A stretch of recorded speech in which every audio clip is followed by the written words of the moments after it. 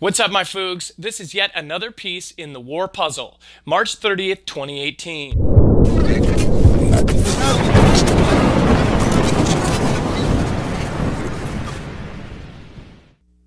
Hey guys, I'm going to start off like I start off every other video, thanking my subscribers and letting you know, if you haven't subscribed yet, this is a viewer-powered channel. The second people get news, they relay it to me and I relay it to you. So without further ado, let me start. So Russia has just released a video of yet another Satan II test launch. Now, if you're unfamiliar with the test launch of a Satan II, it's the largest, biggest, most badassest ICBM that Russia possesses. So before I show you a clip of that, let me do a season recap. So it all started just a few weeks ago with the UK publicly accusing Russia of poisoning a UK spy. But not just a normal UK spy, a double agent, one who used to work with Russia. Along with poisoning him, they also supposedly poisoned his 33-year-old daughter. So in response, they not only asked their own citizens to turn against Russia, they asked their allies to do so as well. So in a show of solidarity, over 24 countries, including the United States, expelled over 150 diplomats, aka intelligence officers, aka spies. So in a tit-for-tat response, Russia expelled over 150 Western diplomats. In this short time period, both countries have made huge financial moves towards war, and both have publicly tested their nuclear weapons. So without making you wait anymore, let me show you some clips that might further explain. Thanks for watching. Marf out.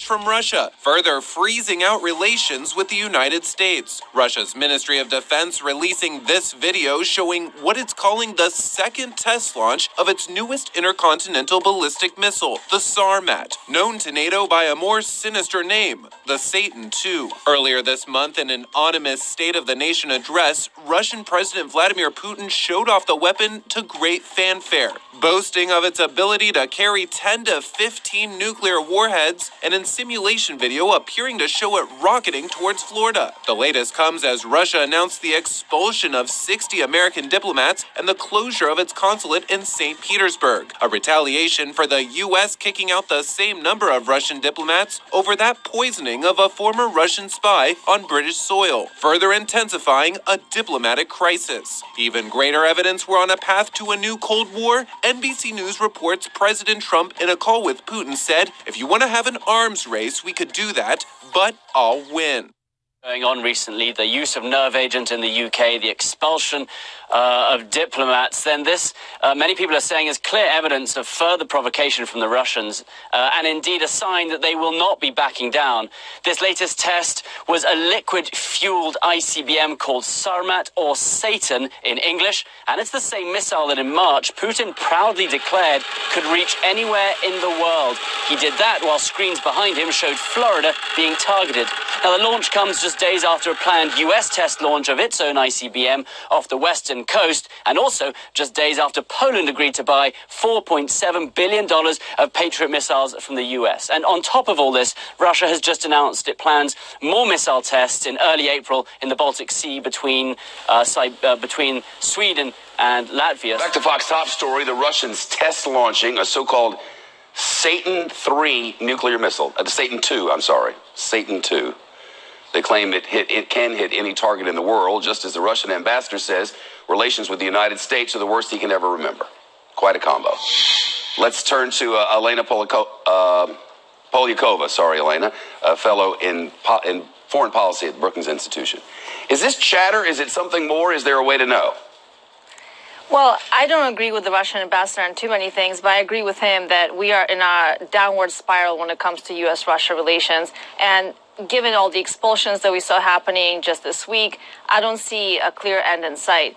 And I think the bigger problem is also that we don't have the same rules we had during the Cold War, where the Soviet Union knew what we were doing. We basically knew what they were doing. And now many of those rules of the game are pretty much gone. How do you ratchet the tension down? There's a few things that the U.S. and our allies in Europe can do. Russia is deeply dependent on the global economy. Europe remains Russia's largest trade partner. Now, what that means is that there's a lot more leverage that we have over Russia than Russia has over us. You know, they're testing all of these missiles, doing some saber rattling, but at the end of the day, we've been in a position where Russia can destroy the U.S. and the U.S. has all the power to destroy Russia. What we need to start thinking about is strategically, how do we punish Russia, impose consequences, and limit its power in the world? The economy is one way to do that. Another way to do that is to go after the dirty money. The Russian elite, the cronies close to Putin, they love having their yachts and their villas all over Europe, in the United States as well. And this is stolen money from the Russian people, and we can really go after them for that. What's your assessment of what's been done thus far? I actually think the Trump administration has done quite a bit to send a very clear message to Moscow. The expulsions that we just saw were the most significant that we've seen since 1986, when the Reagan administration expelled 55 Soviet diplomats at a time. And this time the U.S. expelled 60. So this was a very strong signal. It was coordinated with Europe.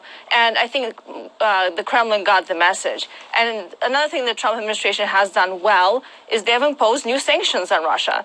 And this will continue to be ratcheted up. I have no doubt about that.